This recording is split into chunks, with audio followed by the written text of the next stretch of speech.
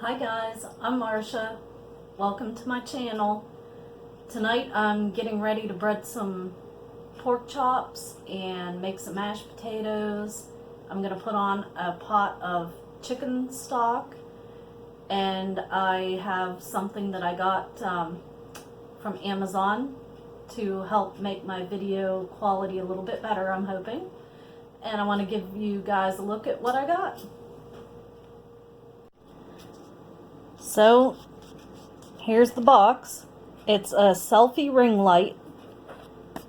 It clips onto my phone, and hopefully it will help to make the videos a little bit brighter.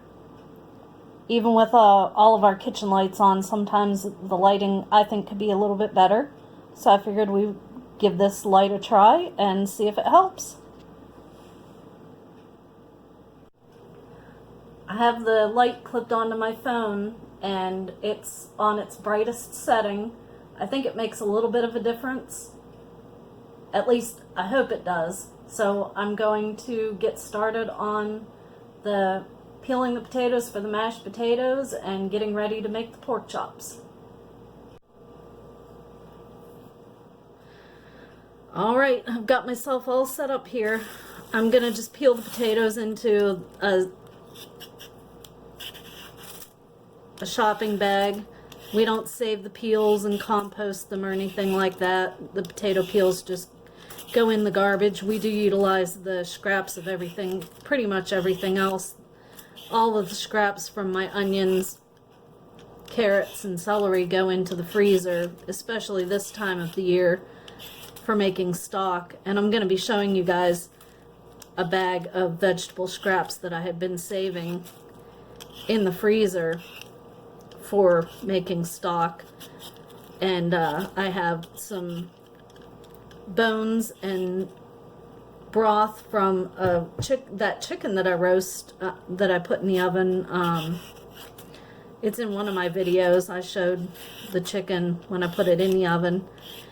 I have the bones and everything saved from it. That's going to go into the broth. So what I usually do with the potatoes is I just peel them first, and I'm not really particular about getting all of the skin off of them, just most of it. And then I wash them off before I cut them into pieces. It just seems to make it a little easier for me. It takes a little bit less time than trying to cut them up and then rinse them to get the dirt off. It just doesn't make any sense to cut them up first. So that's just the way I do this.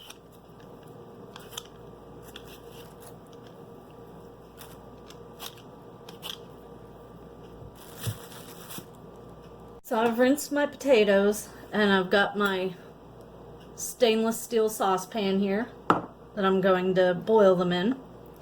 So I'm just going to cut them up into nice little pieces.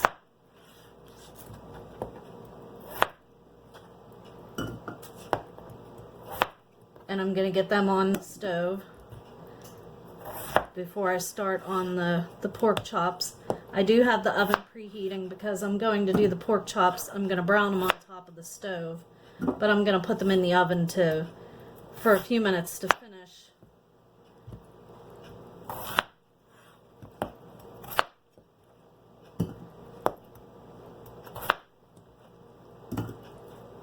Now I don't use a mixer to mash my potatoes. I use a potato masher to mash the potatoes.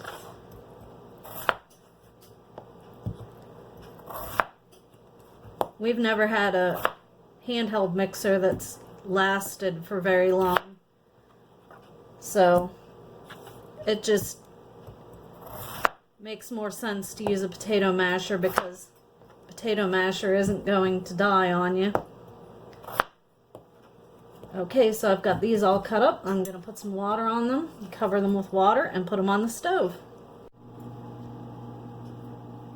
I've got my skillet starting to warm up.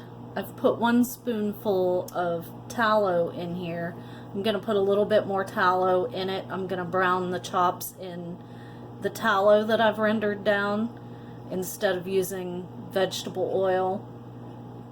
We have a lot of fat saved in the freezer, so if I run low on tallow, which this is my last quart, I think the last time I made it, I made pretty close to a half a gallon of tallow. So if I run low, I'll just make another batch. And if I make another batch, I'll show you guys how I render the beef fat down to make tallow.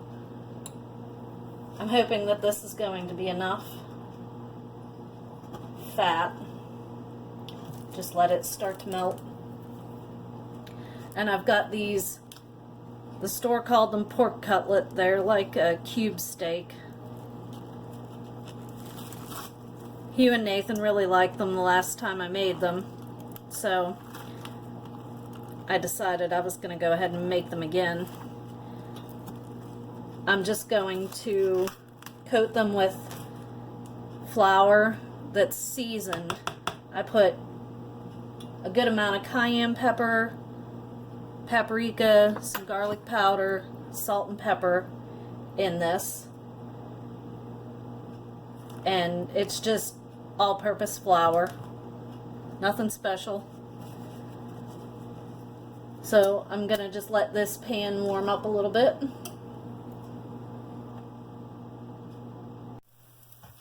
Alright, I'm gonna go ahead and put the first piece of pork in. I might not have the pan quite warm enough. I thought it was.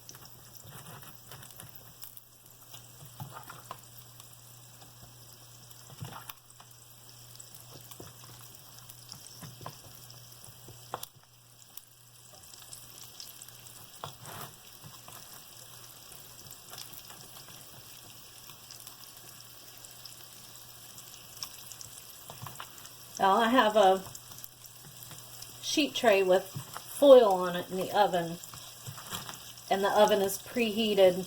I have it on 350, but I'm going to turn the oven down a little bit because I don't need it up too high.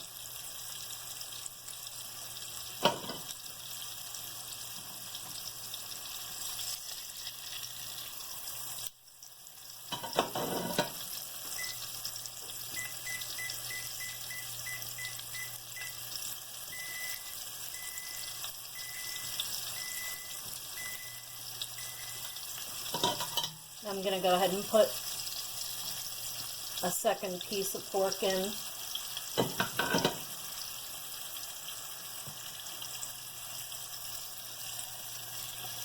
I don't want to overcrowd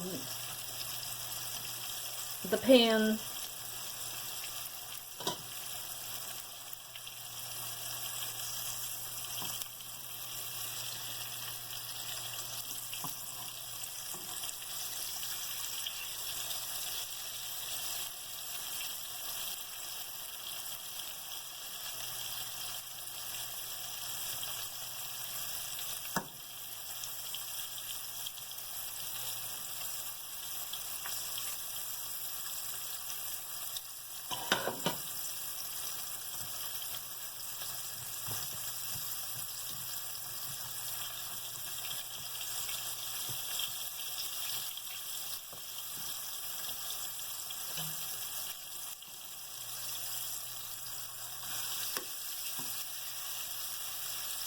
You can see that one's only lightly browned.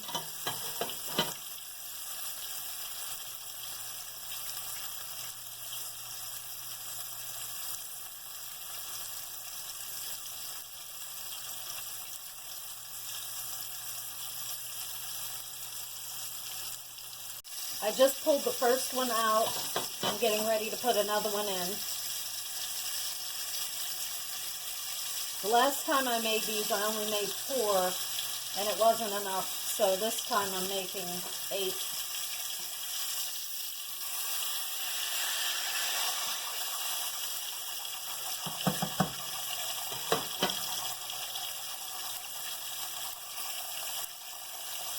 I'm just going to give that a few more seconds on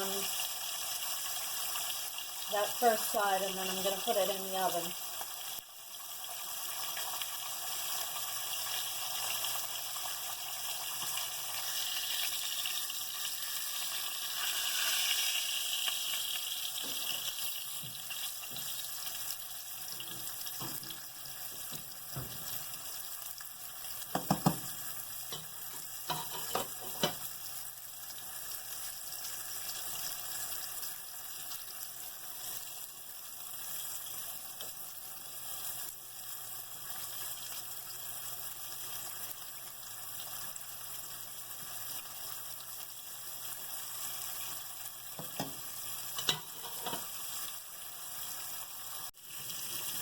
This goes pretty quickly once you get going on it and you get a little rhythm down. I only have 2 left that need to be coated in flour. 2 in the pan and 4 in the oven already. Potatoes are boiling on the back of the stove. I think I'm probably going to make some baby carrots to go with this. I hadn't decided whether I was going to do that, or Hugh bought some corn on the cob, but I thought about making corn on the cob with this, but I think I may just save the corn and we'll have it with something this weekend. It's pretty late Friday night. I'm not working tomorrow because there's a triathlon in Panama City Beach, and it pretty much makes traffic nearly impossible over where my salon is located. And it's just less aggravation if I take the day off that the triathlon falls on, and it's always the same Saturday every year. They always have it the first Saturday of November, and then they have a spring triathlon, and I close for that too, and it's always the Saturday before Mother's Day. So I can plan ahead for those events. And I don't have to deal with people having trouble getting to their appointments.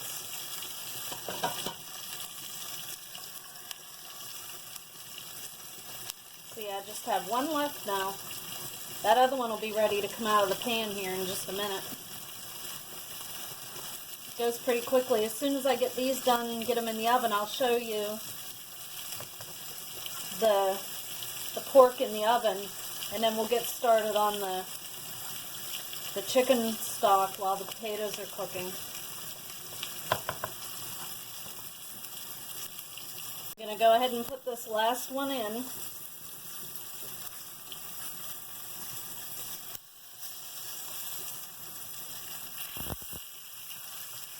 And I'll save this flour. I'll put it in a Ziploc bag and put it in the freezer, and I'll use it for something else in the future so it doesn't go to waste. See if I can adjust. There you go. Adjust it a little bit.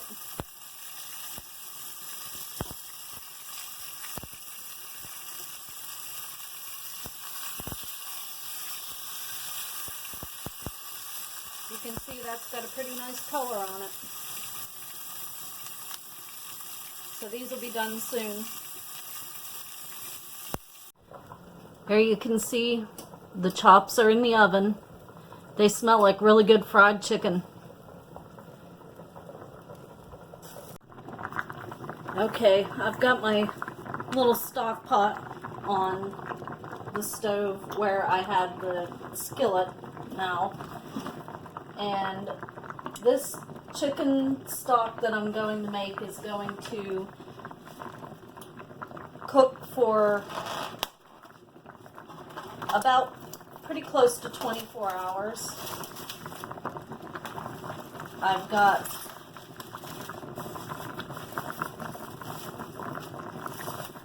a container of chicken feet I'm going to put in it. They add a lot of flavor and collagen to broth, and this is a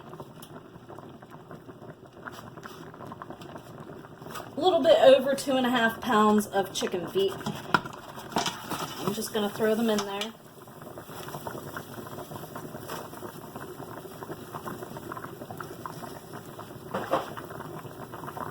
I have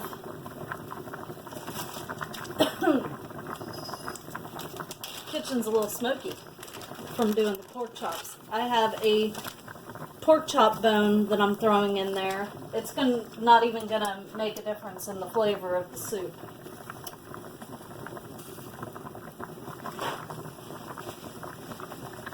I'm gonna put all of these things in, and then I'm gonna cut up a few extra things to go in the broth. I think I called it soup.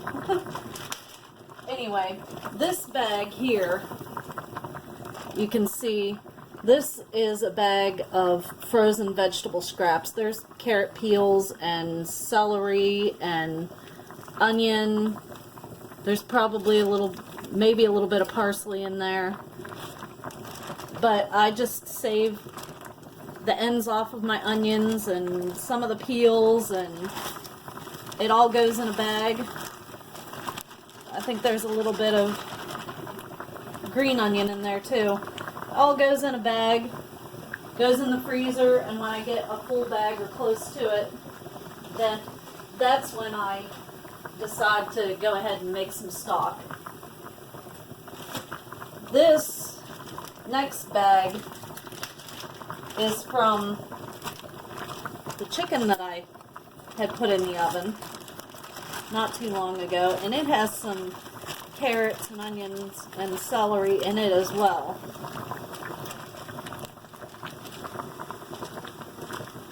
So now that I've put all of that stuff in,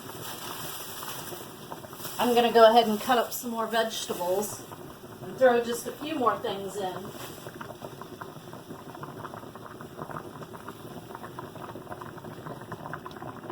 Now when I do this, I'm not going to peel the carrots, I'm not going to peel the onions, I'm just going to quarter the onions,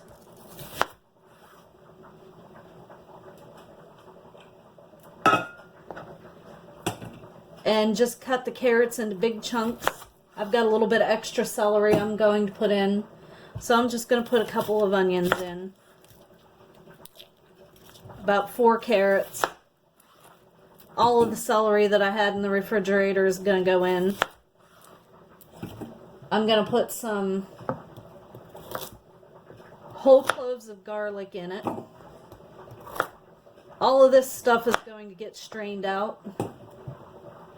And the only thing we're going to keep is the broth. I'm not worried about peels and whatnot. I'm not going to be too particular about the size of the chunks because cooking it for 24 hours, it's going to all break down. So it can be big chunks. There's what I have left for celery. I'm just going to take the very little bit of the end off of that because it didn't look too good.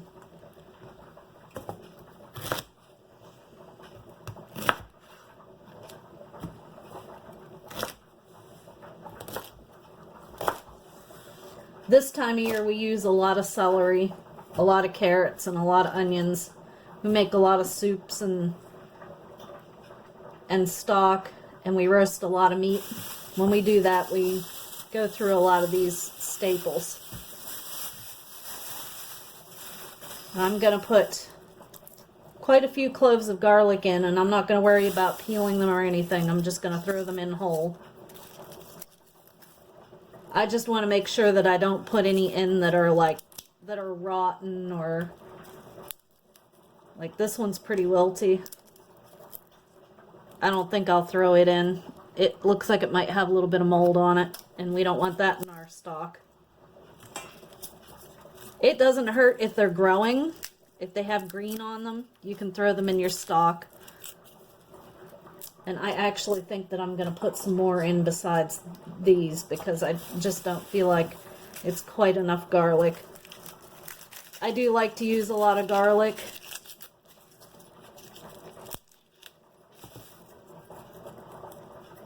I think I watch Off Grid with Doug and Stacy, and I think that Stacy says that 4 cloves of garlic is the equivalent to 1 dose of antibiotics when you're not feeling well. So we do go through a lot of garlic this time of the year, cooking these kind of meals. That was a pretty good sized one. I think that should be good. Oh, maybe one more. And this is going to go into the pot, and then we're going to fill it up with water. I'll put a few bay leaves in it and some whole black peppercorns. Okay, here we go. It's going in.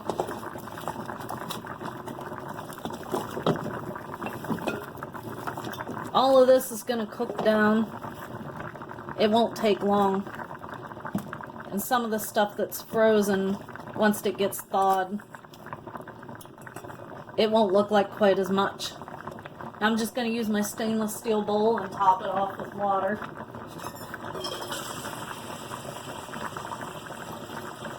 And I have bay leaves and whole black peppercorns over here, and I'm going to put some in. And I'll top this off as it's cooking.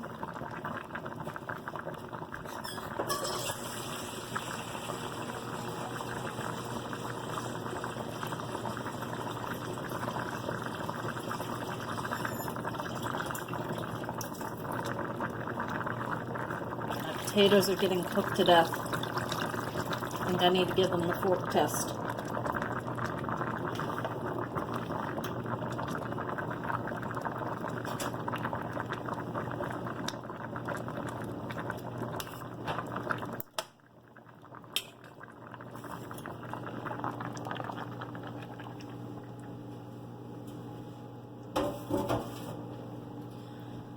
Okay. Now for some bay leaves. I think I need to get some bay leaves. I think that I'm pretty much out. It's another thing that it's not going to be much bay leaf, but it's going to be all I have. I've only got just a little bit. I'd like to have a bay laurel plant, but whenever I looked in the spring, everybody that had them was out of stock. So I didn't get one this year. Maybe I'll be able to get one next year. And just gonna throw these in whole. And I'm gonna let that come up to simmering, and I'll turn it down.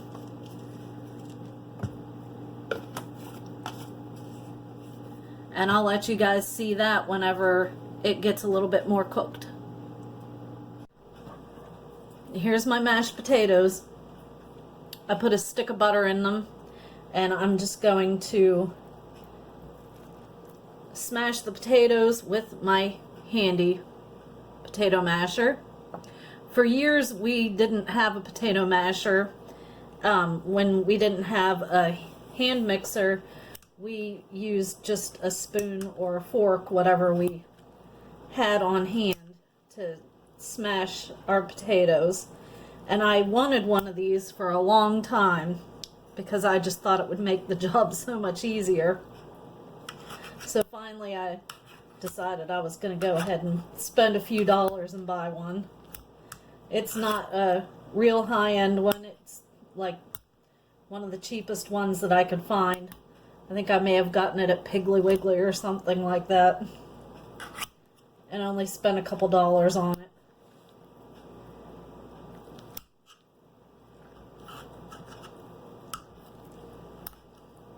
Now, the 3 russet potatoes that I did is going to make quite a bit of mashed potato. I'm going to put a little bit of salt, pepper, a little garlic powder, and a little bit of heavy cream and sour cream in these potatoes. If I don't have sour cream and heavy cream, I just use milk.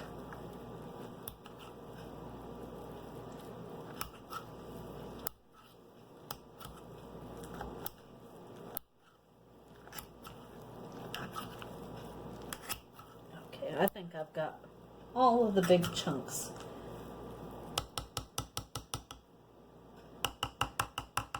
I don't like completely smooth mashed potatoes anyway. I like little bits of potato in the mashed potatoes. Sometimes we'll do red skin potatoes and would leave the skins on them and just smash them with the skins on. This salt's almost empty, so it might look like I'm putting a lot in there, but really I'm not.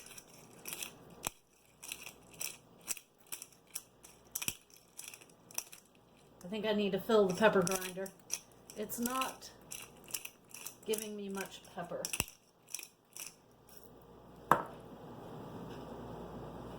Let me see.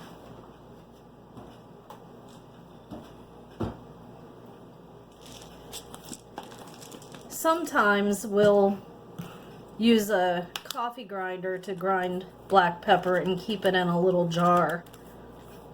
I might get the lid off of this. There we go. The top just screws on and off. It's just a cheap little pepper grinder from Dollar General.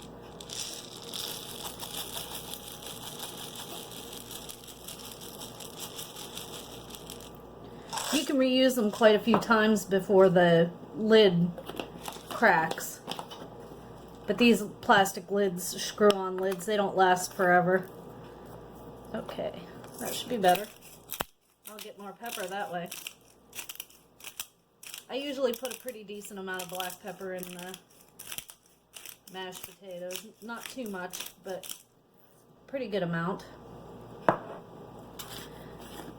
And a pretty good amount of garlic powder.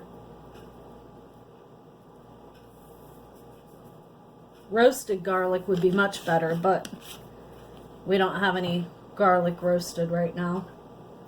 I'm going to put a good spoonful of this sour cream in.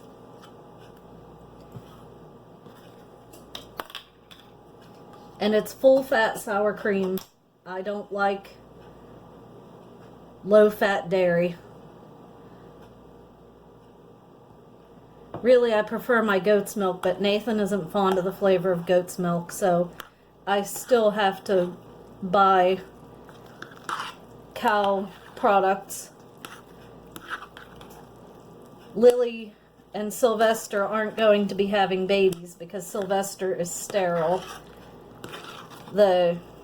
He was pretty wild when we purchased him. You couldn't get near him. So we didn't realize that, these are going to be pretty soupy mashed potatoes, but that's okay. We didn't realize that he was sterile, and we were new to buying cattle when we bought him. So I didn't think to have a vet check him or request to have a vet check. So he just stands out there and eats food. And we're going to have to replace him with a bull that can actually do the job at some point in the future. Well, there's my mashed potatoes. They came out not soupy, but they're pretty soft.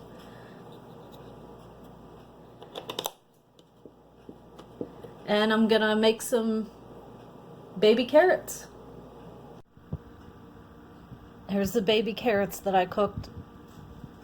I just blanched them in some water and then put them in the saute pan with a little bit of olive oil, salt, pepper, and a tiny touch of vanilla sugar.